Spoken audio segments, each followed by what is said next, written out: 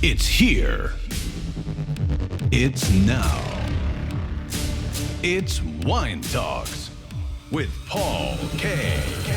Hey, welcome to Wine Talks with Paul K. And we are in studio today, broadcasting all the way to Sweden with Katarina Andersson.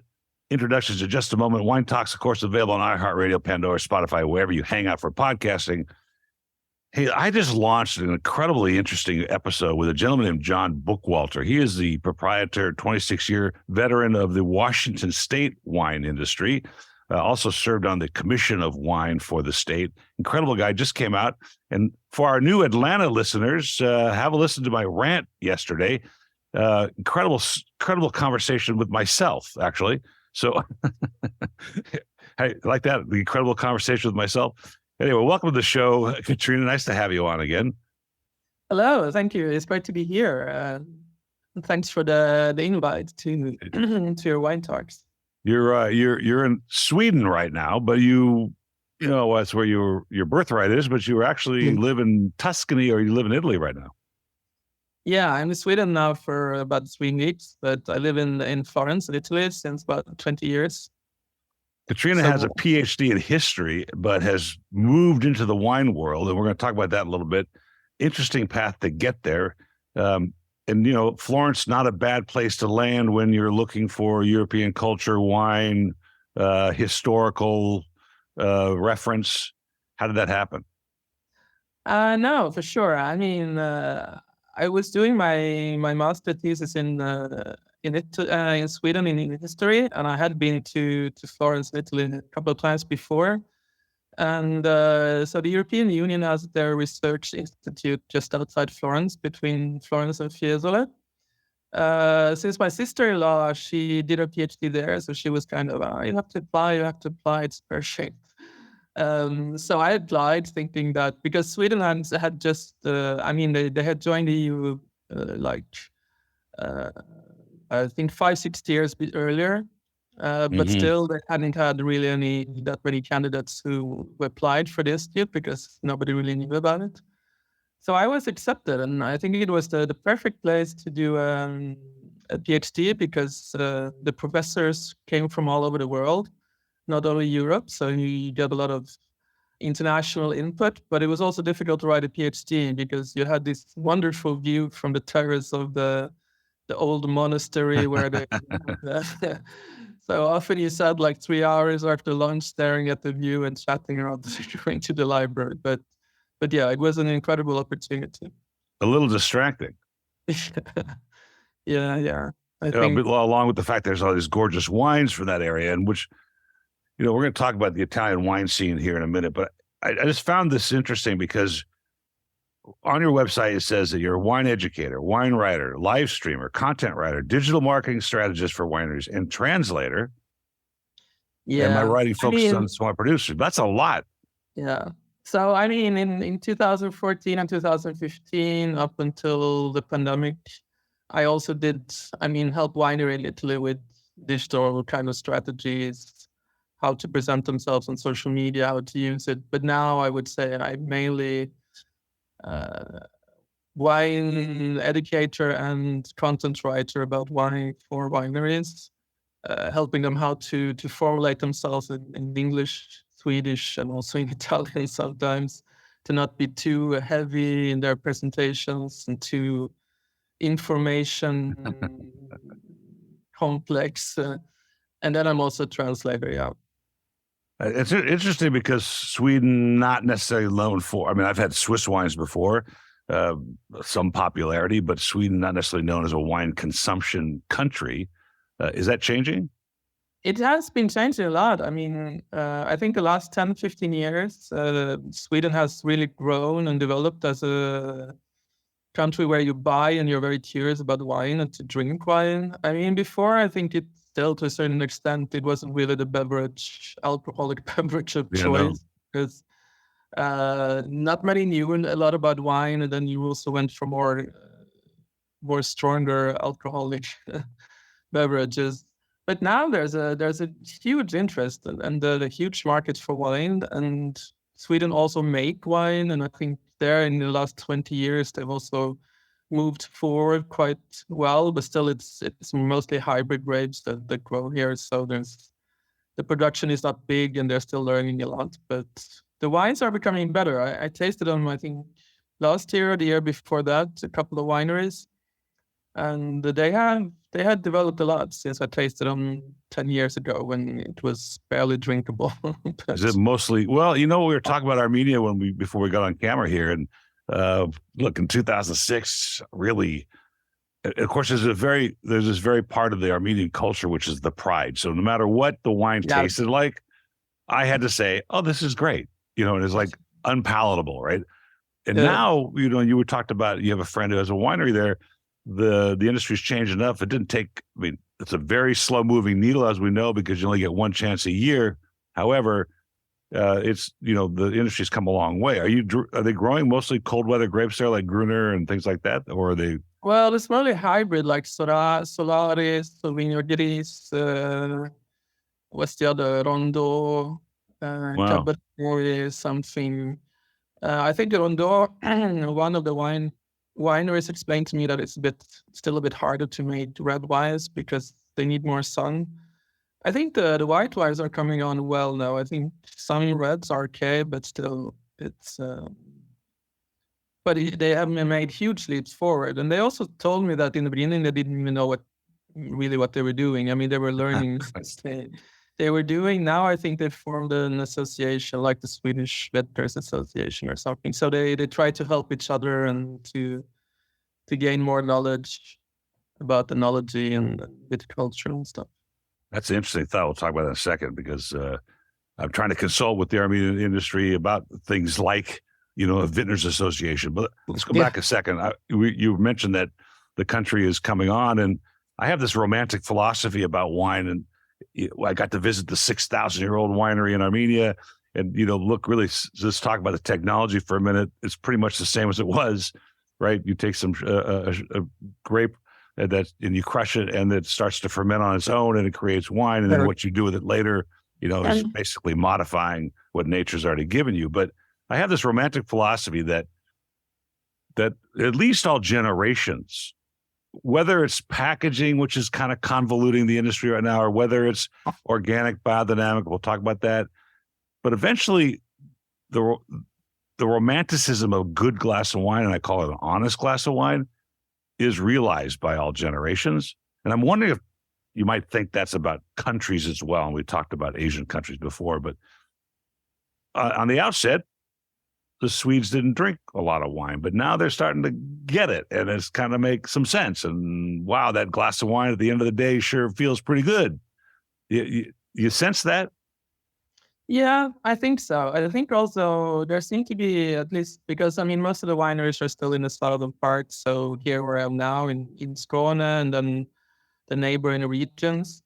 And the people I talked to, they were really, they have this feeling of a bit of romanticism, that they're doing something genuine, something connected to nature, and a lot of them are also being very low in intervention, sort of natural. So they try to stay organic and do as little intervention in the winery as possible.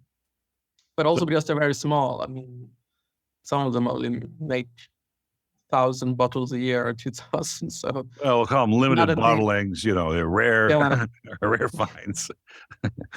So your path to wine is interesting, because wine, and it's taken me 35 years to kind of sense this. And I have this, again, romantic view of the wine industry on this platform. I have a very sarcastic and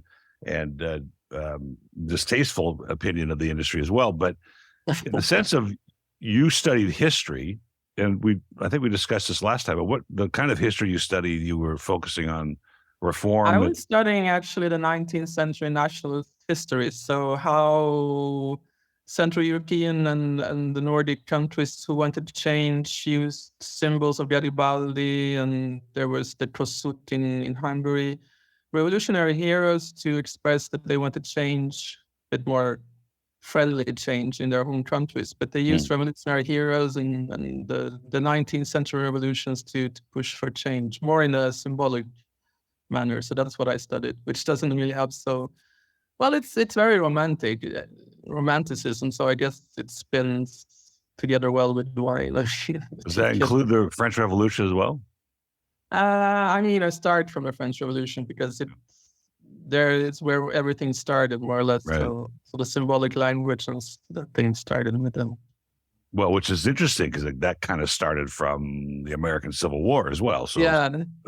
I always thought that was fascinating. The reason I asked that question is because wine.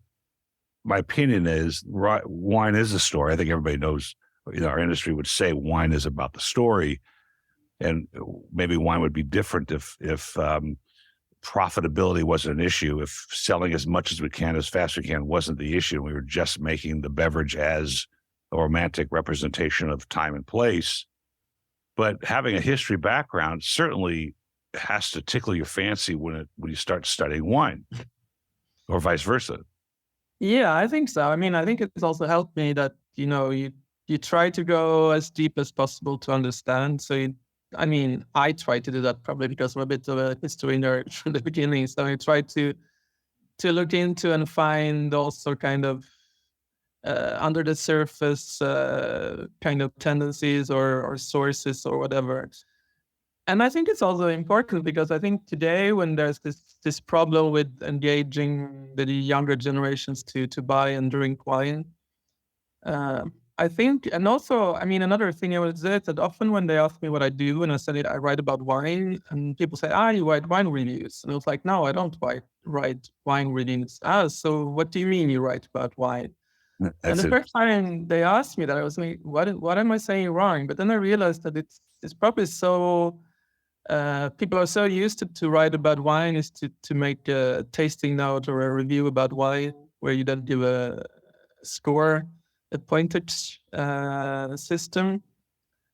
I think that perhaps it's also good to somehow find the way back to actually tell stories, because I think that's how you can probably convince people that there's something more to wine than just the finished bottle and the score at the end.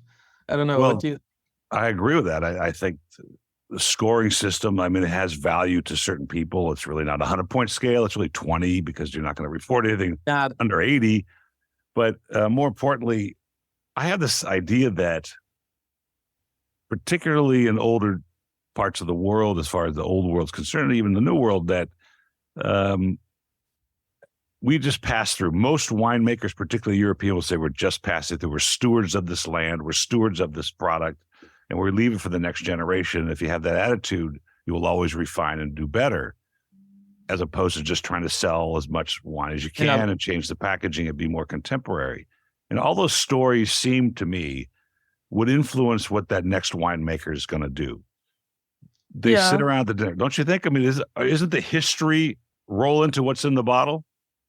I think so. I think also the younger generation is probably now, when they're taking over, thinking much more about what and how they want to do it. I think probably the generation kind of from the 17 to the end of the 90s were more focused on this tendency there was, like, to make more Bordeaux-like wines, try to sell them, adapt to a more market, I don't know, to what the market wanted. Probably the people who produce wines today want that too, but it seems that there's a bit more consideration or trying to think about what actually matters.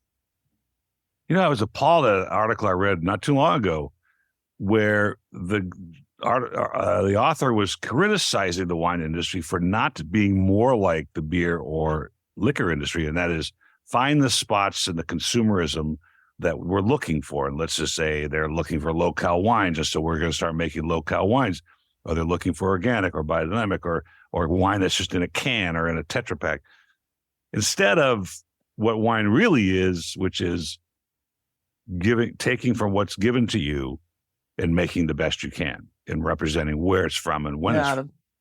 I don't think I agree with that thing of the beer and spirits industry, because I think there's a difference there. Because I think with wine, it is actually that you give an expression to what you have, what you inherited. your territory, the soil, the region, the climate. I mean, all the how do you say, Terroir. the things you work with. I mean, how you can, what you can produce with where you are and what you can work with. And I think also, like, when I was visiting the Madre Vita winery in Umbria, just by Lago Trasimeno, the Trasimeno Lake. So Nicola, the owner, he was actually talking to us about this, because he said that he had a bit of a crisis some years ago, where he thought that he could feel that he wasn't really doing what he wanted to do, because they were making wine that were more adapted to the general market, which they have changed the last 10 years. And he said that he took a step back and tried to think about what he actually was doing. And then he realized that he didn't base his winery on the values of their family, of what they have, the farm, what they want to do, how they want to use the resources they have. He realized that for him, it would have been difficult to move forward, because he didn't see any, to just produce wine, to produce wines, but that had nothing really to do with the local territory, even if they used the gamay. But, and I thought that was very interesting, because he says that he kind of took a step back, rearranged everything, his deals with importers. He kind of, ended them, and then decided to start from scratch again, and to only choose importers that had his own values and worked in a more ethical and sustainable way. And I thought that was very brave, because I totally agree with him, but it's also, brave when you know that you also have to sell to move forward. So that's the part that gets in the way. And I've always asked this question, like, maybe the listeners are tiring of hearing it, but it's such an interesting question. That is, what if profitability wasn't part of the equation? Would wine be a different product? And I can certainly see from Umbria, which is sort of the hotbed of ancient varietals that they're finding and resurrecting, that would be quite a concern if I'm self-reflecting and finding out that, hey, I'm just making wine to make wine to sell it, and I'm not really, because you can't say, look, I taste in this bottle, I taste family values, right? You can't do that as a character, but certainly, when you get a hold of a glass that's got the passion behind history and family storytelling, you can tell the difference. You can't describe it, but you can say, man, this is properly made. And Umbria, like Massimo Alwa. He's from Umbria, and the winery is Alwa. And he has set out to personally, but he has set out to find some of these ancient varietals and make wines from them. They're absolutely fabulous wines. You said something earlier that a lot of good work in Umbria now, and I mean, also Nicola's idea had kind of recreated the whole Trasimeno area, also taking with him other producers in the area, trying to lift them up together with him and do things together. And I think that's also nice, because you focus more on the people around you and to help each other rather than working against each other, which is also something that I see in certain areas is coming back in Italy. Instead of being envious of each other and trying to work against each other, they're trying to work together, and then that's also where things starts to change. I think that's the lesson I'm going to take back to Armenia with me, because that's going to be it's kind of a problem. You said something earlier where you were doing some digital marketing. We'll talk about that a little bit, the social networking, because I think it's important to know and understand in today's environment, of course. But you said something about heavy information, where your lectures now and probably your live stream or whatever you're working on from outlooking position. What do you mean by heavy information? What are you telling? Dense. I mean, how to say content dense? That they want to write about so much, but they do it in a fairly complicated manner that it becomes difficult for a reader to. The better way is perhaps to say that they're talking to themselves rather than to the person in front of them. So know your audience, especially with Italian. So of course, if you write in Italian first, it becomes often a very complicated text, and then they just translate it very literally, which means that if you read a a text translated very literally from Italian. Either you read it in Swedish, in English, or German, it becomes very difficult for the reader to follow and to get what you actually want to say. And I think sometimes, and then often, I mean, even larger wineries don't even want to invest in translations. They just prefer to do like Google Translate with a bit of editing.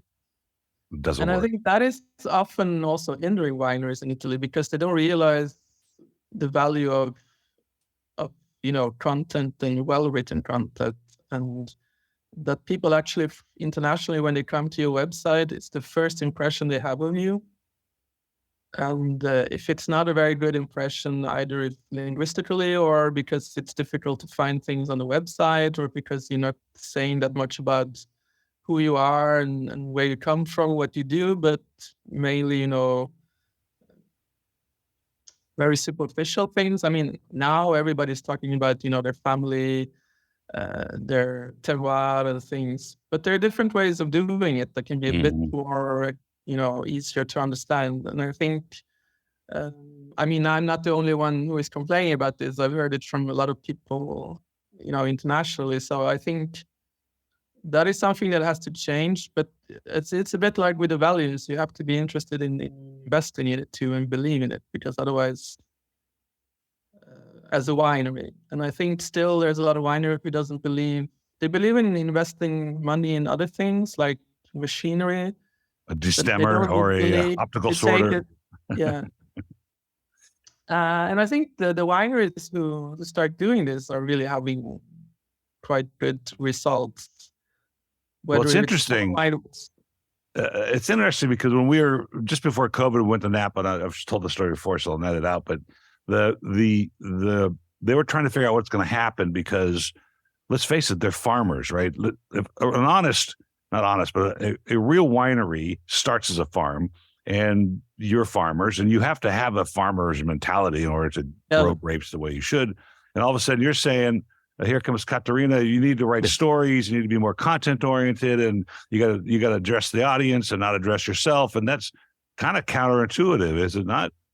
No, it's true. It's true. I think it also depends on trust. You have to trust another person to help you, which I think is also, and that's not easy. I mean, all of us have difficulties with trust and trusting something that is very close to our heart to another person. But I think, that you also have to realize that you can't do everything yourself, or your daughter or your nephew who kind of studied English or French or German, for a semester abroad. I think it's also to realize that you don't have to spend, loads of money to do it. You can spend something that is okay, but, to entrust it to a person that doesn't have to be a huge PR agency, because there's a lot of freelance people who are doing good work and who can, help you for a cost that is much less than having one of the big firms or agencies help.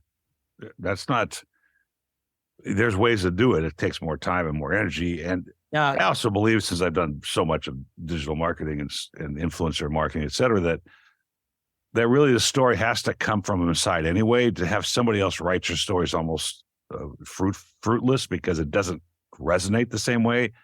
I think they have to write it themselves, but I think to then kind of express it to a broader audience, they probably need help from someone to kind of adapt it.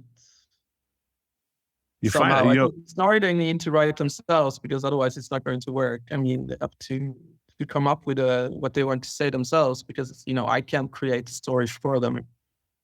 Do you find headwinds in that in those conversations? Now, maybe with the younger generations of the winery owners, but certainly Europe, with its deep-rooted culture of wine, and the new world wines like America probably have a more contemporary grounding in what their job is marketing wise. But I would think some of these small wineries throughout Italy are just a little reluctant, sort of. No, they're a little reluctant. I mean, I think there are I only work with smaller wineries, but I mean, there are several, of the younger generation who understands this, and actually where you manage to work together. I mean, you trust each other, and I mean, obviously you have to have a working relationship where you like each other and trust each other, then it actually works. But yeah, I mean, I think probably with the younger generation taking over a lot of wineries now, I think a lot of things will start to change, because I think they have a more easygoing attitude, at the same time as they, of course, want to preserve, the value of their farm or what they do and their winemaking and viticulture. So I'm fairly hopeful that things will change. I mean, I don't think that it's going to stay as it was. I think also you see the change with the younger generation when it comes to collaboration and wanting to help each other instead of working against each other, because I think a lot of them has worked with other themes in other areas of Italy or abroad, and then they come back and realize they want to take over their parents' winery or whatever. So they have perhaps a bit less of this kind of locally farming attitude, where you kind of might have a lot of old feuds or whatever. I love those stories. Sweden, I mean, farmers here, when my parents still had a farm, it was the same farming attitude, because you wanted to protect what was yours. The very interesting stories. I can't tell you how many European sons, daughters, great-grandsons, great-granddaughters have left the business to go pursue, some of them being doctors, some of them being lawyers, businessmen, MBAs. Clovis Tétanger is one of those. He was not going to be part of the industry, and now look at him. So it's fascinating for them to come back to their roots. And I think that's a lot to do with this compelling romanticism of winemaking being so expressive of the earth. I mean, I can't think of any other beverage, and I've tried, that represents a time, a place, and is so indicative of those things. Yeah, because properly made wine is that. I find that fascinating, and I get the answer to the question why. Why? I mean, it's not a molecular question or biological question. What's in the grape that makes it happen? It's more of a soulful question. What is it that it does to us as humans? And maybe it is connected. I agree. I honestly, when we started the sommelier course with a friend, we always thought we would do. I mean, we were interested in wine, but we thought we would do it for fun first. The first level or so.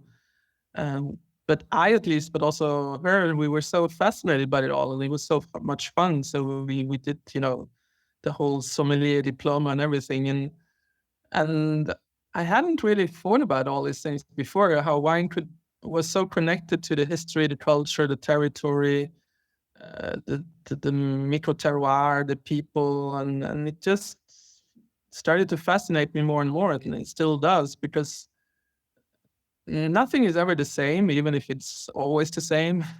Yeah, right. To quote Tommaso di Lampedusa, everything changes, but nothing really changes. Right. I mean, there's always something new in wine, even if, it still expresses a territory, a soul. I find it very fascinating. Interesting irony that I wrestle with, and you probably do too now, since you've been coaching wineries on trying to express themselves and tell their stories. But I have great, disdain's probably too big a word, but I have great issues with influencers, the social side of wine, because they'll always tell you, I'm going to make it simple. I'm going to simplify wine.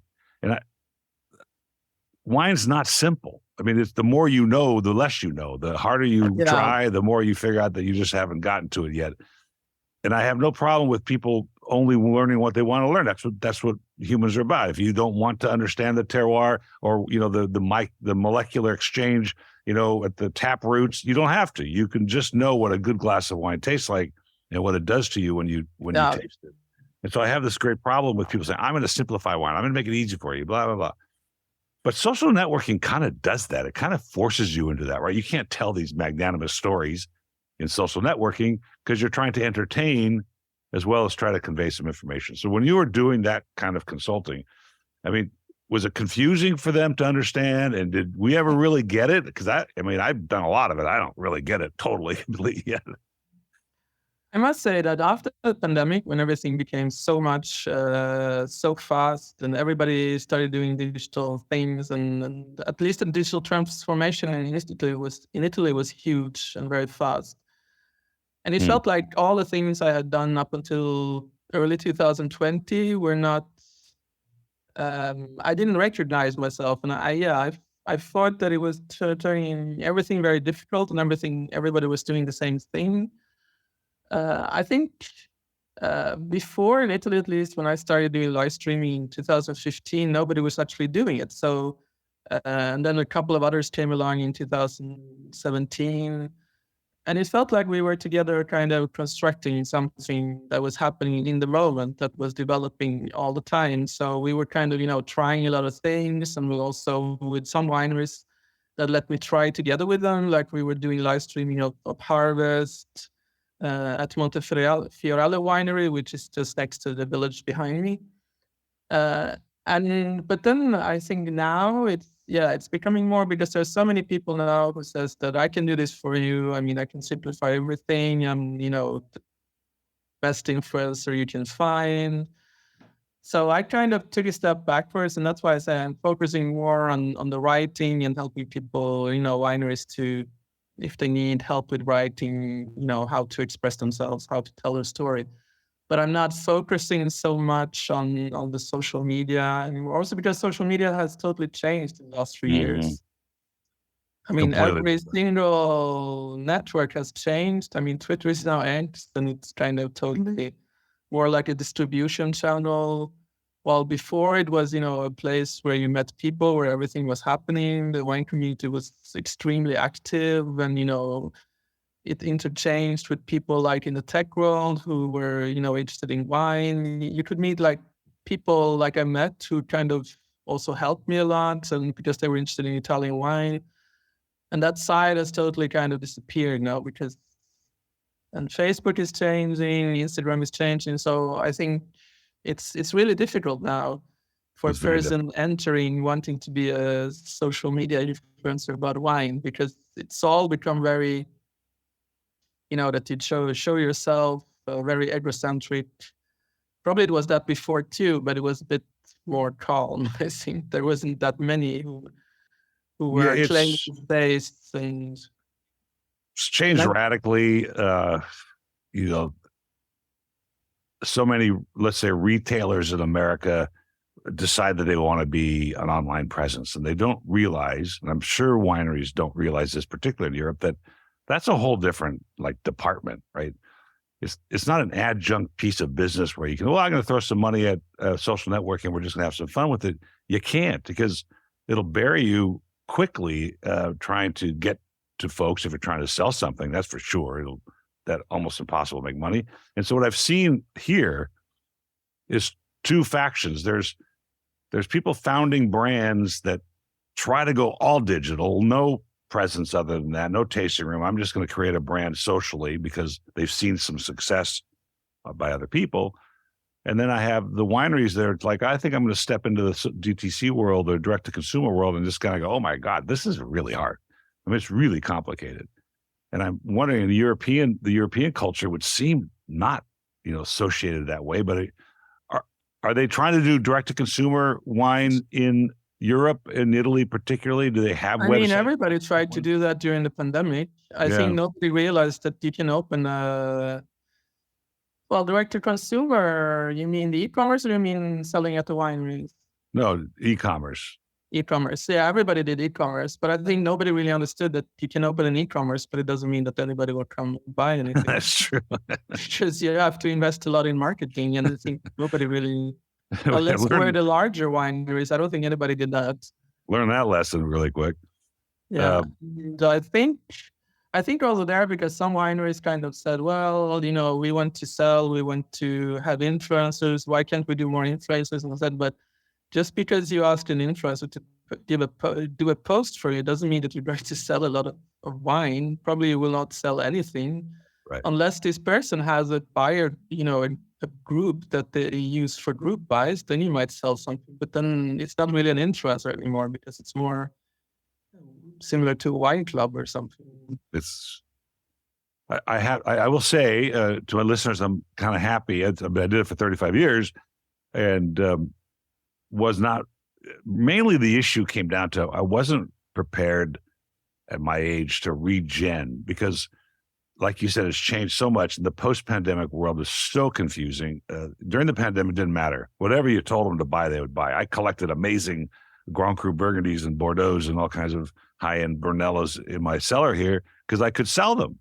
Thank goodness now I'm stuck with them because I didn't sell them. So I get to take them home.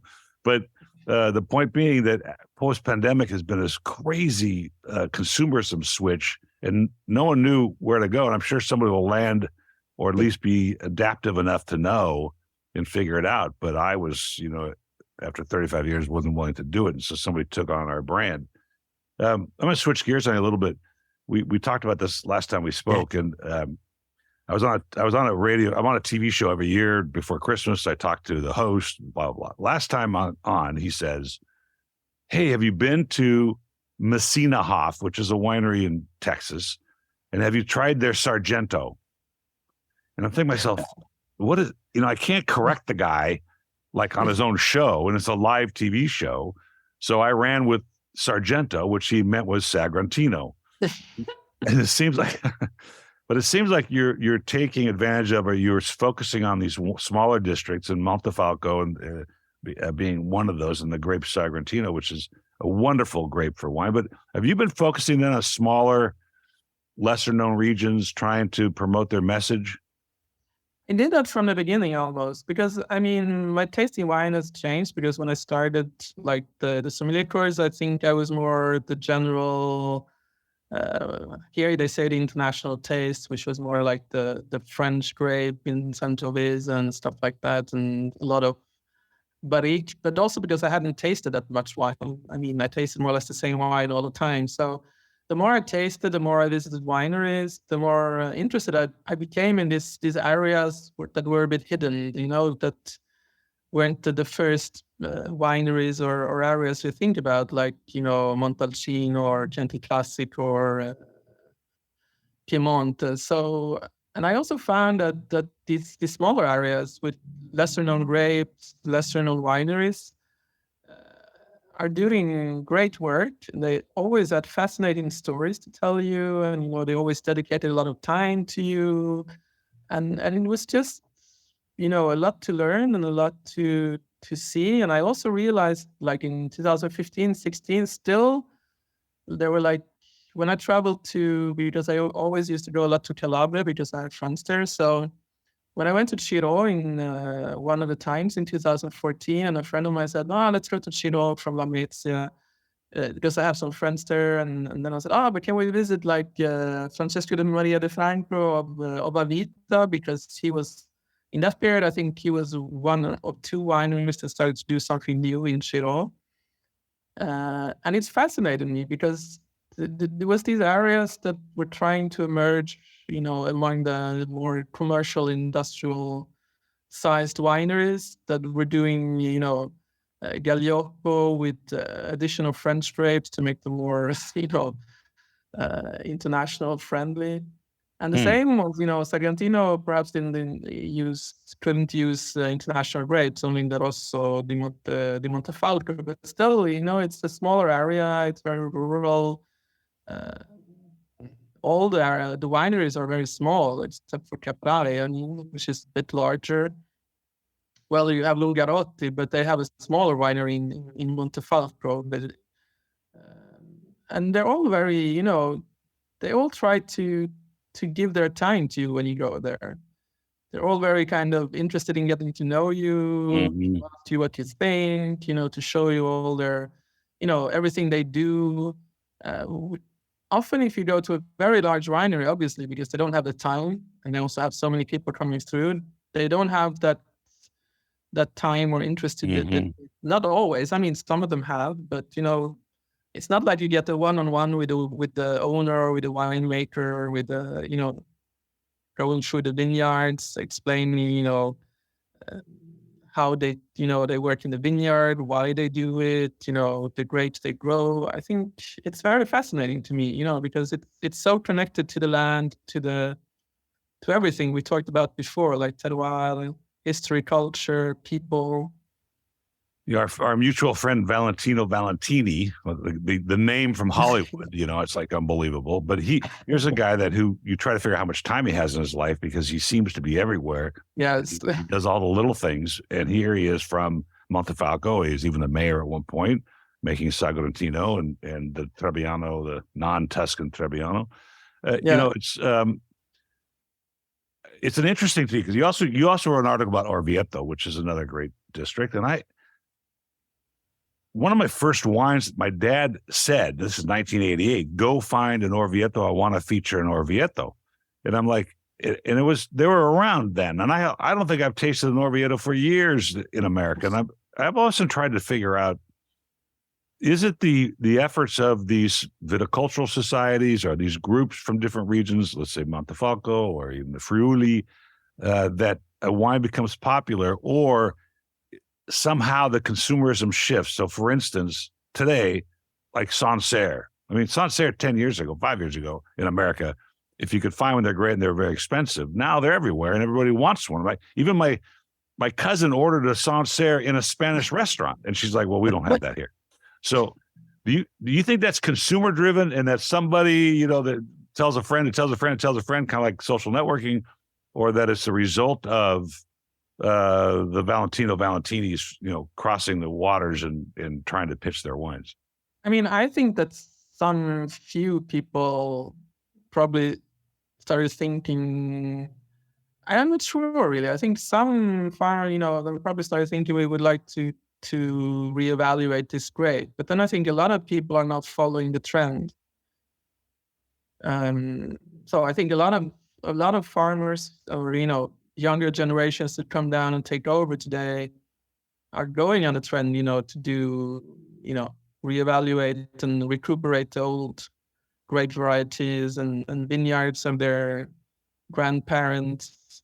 But in the end, it's it's good because they're doing a good thing. But I don't know if it's driven by their strong internal need. No, not if we're talking about every winery, I don't know if they all have the same driven need to go and recuperate the vineyards of their grandparents. But I think there's few of them who started probably kind of created a trend. Perhaps I don't know, but I don't know if it's market driven or if it's a tough question. If you took out of the equation the big houses, the big distributors, the guys with all the money, Constellation Brands, Treasury, Southern Wine and Spirit, the companies that can back a brand and make it immediately famous or popular, but it's different for a district like Sancerre, like I said, to get traction. And after 35 years, I still don't know the answer to the question, but I know what comes. My tasting on Tuesdays was sort of a thermometer of what was going on in the industry, what was being popular. Australian wines go up and down, but so I've always wondered what this rise and fall is about. What do you? Yes, the change seems to have been in the early 2000s, because like Tenero di Troia and Puglia, the producers starting to do monovarietal wines in the early 2000s. Mm-hmm. I read Joe Campanato's book where he talks about that he in the early 2000s, started working at restaurants in New York, convincing to focus more on Italian wines made with, native grapes and smaller producers. So I don't know actually if it's the market who, requested it, or if, it was a few people who were pursuing the. I have no clue. That's why you're a historian academic. And, I would have to study the much more closer.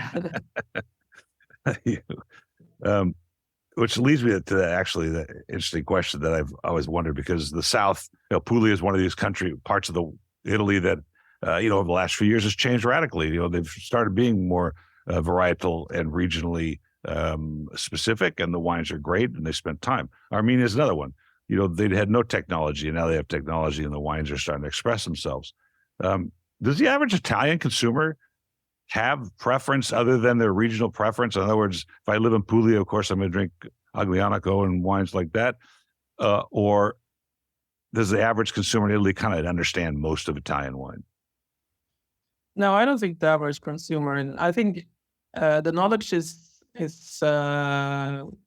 becoming better and better. But I still think that Italians are very regional still. So I mean, a lot of the producers in Puglia still sell most of their wines in Puglia. And if you ask a Tuscan or Florentine to drink Nero di Storia, they will look at you stranger because it's like, what is that? But now, I mean, it's starting to change. But still, it's people in the know who knows a bit about wine who are interested in drinking, I don't know, the Tintiglia from Molise or Nero di Troia or whatever. Ardega. Wow. But then when you pour it for them, they really like it. It's like, oh, but this, where do you find it? So I brought Nero di Troia from the small producer Mazzone, close to Andrea and Barletta. And it was his wine very entry level that he does in steel, but it's very drinkable, very pleasant, and I took it and I opened it at a dinner in Florence, and I was like, where did you find this wine? It's so good. Where do you find it? I was like, oh, it's Nero di Troia di Puglia. But where can one find this wine? Well, you cannot actually find it in Tuscany because I don't think it's anywhere in Tuscany. But you can order it. If I've tasted 5 Nero di Troias in my career after all these wines, I'd be surprised. And I think I can only remember buying one. And it wasn't necessarily an exquisite example of what this wine could do. It was actually... I think in the last 4 years or 5 years, they've changed a lot but they're still producers who are very kind of heavy with the oak and bit over extraction. So it's not always a pleasant experience. Isn't that the point? This is what I'm trying to figure out too. And that's just mostly of winemakers, but it could be a discussion between us. I'm a firm believer that, for instance, the grape Areni, which is the Armenian indigenous red grape, is not a lover of oak, and it doesn't do well with oak. And winemakers continue to use it because they think that's what you're supposed to do. And you only get one chance a year to test the type of oak, or you get one chance a year not to use oak, or one chance a year to maybe you do some experiment during that harvest, but you can't afford to devote all your harvest to experimenting. So, and I finally found somebody in the winemaking world that said, yeah, I agree with you. Oak doesn't do well with this wine. This other grape does. And here you got Nero di Troia, not a huge grape, doesn't make extraordinarily extracted wines, and they're trying to do stuff with it. But it's such a slow it's also very difficult grape because it's sensitive to disease, and it's hard, in the cellar. The grapes have to be a very good quality, well, as most grapes. But so, I mean, to then put it in barrique and, make it very, where the oak becomes a bit overbearing, it doesn't really do well, in my opinion. No, it's interesting, isn't it? But you think that the wine industry in general, maybe not in Europe as much as California, but we were talking about ratings earlier, the sucklings, the enthusiasts, the spectators, the Dubik, Jeb Dunnick, is it Dunnick? Yeah, Dunnick. That we perpetuate the aristocracy of wine because we have these credentials and we talk about swirling and sniffing and we try to express a wine, and then somebody that's not so familiar swirls that wine and says, I don't get licorice in this, or I don't get earth, or I don't get whatever. And all of a sudden now they feel stupid. And that's in my opinion personally, I think that we promote the aristocracy on purpose to keep that distance. And I think that's wrong. I think so too. I agree. Because sometimes I think that the wine world is very Anglo-Saxon, and so if you want to be a wine snob, you have to kind of follow a pattern that is more kind of an old aristocracy, Anglo-Saxon, aristocratic way of having transferred their way of doing standardized things on the wine world. But I don't think you have to have a certain language that you use, certain words. I mean, now they're all about creating a new wine language that is, accessible and inclusive. But it's like, why do you have to follow What does that mean? lexicon? I mean, if you live in South Africa, use the words you want. Why do you have to use words that have been, approved by the WSET or whatever? I mean, for me, who cares? I mean, if you want to describe a wine, you should describe it with the things you feel. I mean, I don't know, why should I use 3 indicators that are used by everyone? I don't believe in that, but I can understand, that if you work as a sommelier, and have to kind of adhere to a certain structure, I can understand that it becomes a problem for you. But for me, it's not. But then I'm not, I mean, I try to, but I can see, for people who doesn't know much about wine, it becomes very, they get a bit frightened about doing it wrong, but you can't really do it wrong. Because if you like wine, that's the most important thing. That's the general issue. And I'm even taking a step further. Why do we try to intimidate somebody into thinking that you have to be able to do it in the first place? It's a wonderful skill. I'm actually, frankly, personally, not that great at it. I'm better with structure, acid content, ageability, those kinds of things, which is a whole different part of what we do. But as far as like smelling mushrooms and those things, probably not that great at it. But I can tell you a lot of I'm other not things. that good at it either. Sometimes I get a bit, afraid too, and with these larger names or kind of, I was like, oh my God, I don't feel this. Am I stupid? And then you realize you shouldn't be intimidated, but you should be willing to learn enough that you can say, this is different than the one I just tasted. And why is it different? Maybe it's the structure, maybe it's how my mouth feels afterwards. It doesn't have to be that. And it's very interesting. I'll tell you a funny story. We went to Napa years ago with some friends, and we were sitting tasting, I think it was a 2014 cab, same vintner, different vineyards. And my friend says to me, I think this is, BS, what you do. I go, what do you mean? He goes, well, you say you smell this. You're like, I don't smell it. I think it's BS. So you guys talk about it. I said, okay, you have two Cabernets in front of you from the same vintage, same winemaker, different parts of Napa. Are they different? Yes. Okay. You sense that. That was good. Why are they different? And then obviously you got stuck with words, but that's okay. Well, the other day he called, this is now probably 5 or 7 years. He watched the show Drops of God. Have you seen this yet? No, I've only seen the trailer. I haven't seen It's on Apple TV. It's really quite fascinating. My wife and I watched 8 hours in 2 days. So, it's called binge watching. And no, I still have to watch it. He was inspired to go to the local restaurant that night, and he got a glass of Bordeaux, and he tried to smell stuff. I said, that's really cool. And I didn't want to remind him that 5 years earlier he told me it was bullshit. But regardless, it's an interesting irony in this industry that I wrestle with, and that is I try not to intimidate people with what I sense or smell and structurally, but try to explain the history, the story, and what rolled into this wine for them to sense something interesting, something else besides. Yeah, I agree totally with you. I think it's more interesting to talk about, who made the wine, where do they come from, what is typical about the area, and I went to lunch the other day. Things like that is more fascinating to discuss. If a wine has notes of blueberry or cherry, it's not that interesting to me. No. We're almost on an hour, which is unbelievable. Yeah. The expression of that, this again goes back to how we're always learning all the time. No matter what you do, you find something new. And I went to a tasting, and long story short, the guy had 7 vintages of Grange, Penfolds Grange, and I don't have a lot of experience with it over the years. I've tasted it a few times, but nothing extraordinary. And the question amongst these wine enthusiasts, and they weren't snobs, they were actually earnestly trying to understand stuff amongst themselves, very high level collectors. It's not, these are pallets of Mouton type guys. And they asked, the question was, is this a vertical or is it something else? I said, it's absolutely a vertical. And they go, why do you say? I said, because you can tell that the winemaking character is the same, and each vintage has its own representation of what was going on, which is the honest expression of a glass of wine. We talked about this at the very beginning.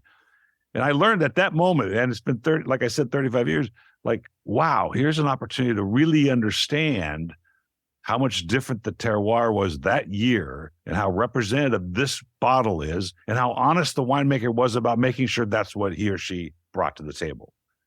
And that's what I think wine's about. Yeah. Yeah, I think that's also why it's important to have these kind of winemakers who actually make wines that reflect the vintage, because otherwise, if you have wines that are more or less the same every year, where's the point? I mean, then you can as well, I don't know, buy Coca-Cola or something, because I it's like going that. to be What's the the same point? every year.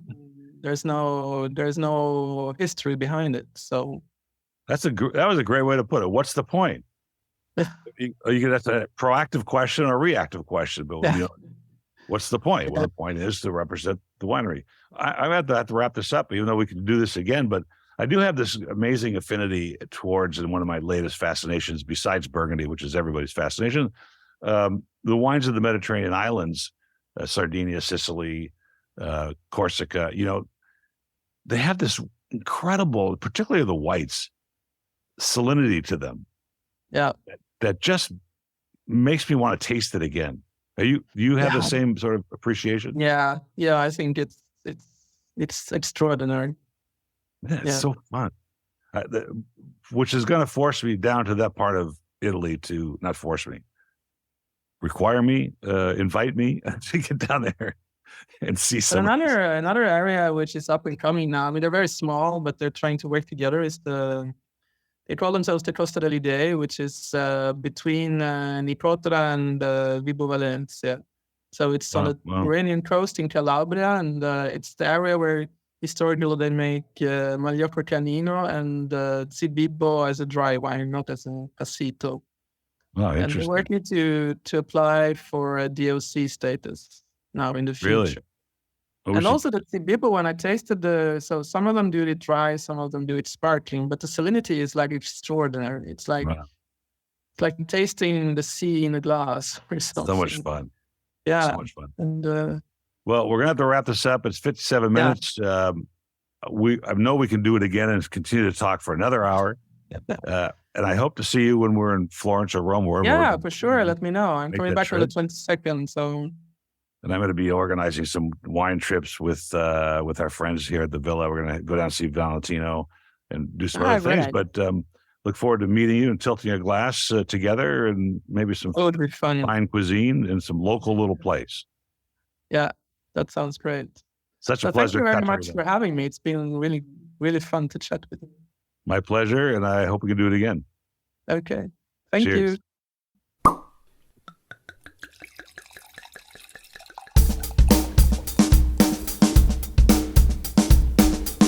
Thank you for listening to Wine Talks with Paul Kalamkarian. Don't forget to subscribe, because there's more great interviews on their way. And of course, all these podcasts are sponsored by the Original Wine of the Month Club, 48 years in business. Don't forget to visit our website, wineofthemonthclub.com. Folks, have a great time out there in the wine world. Cheers.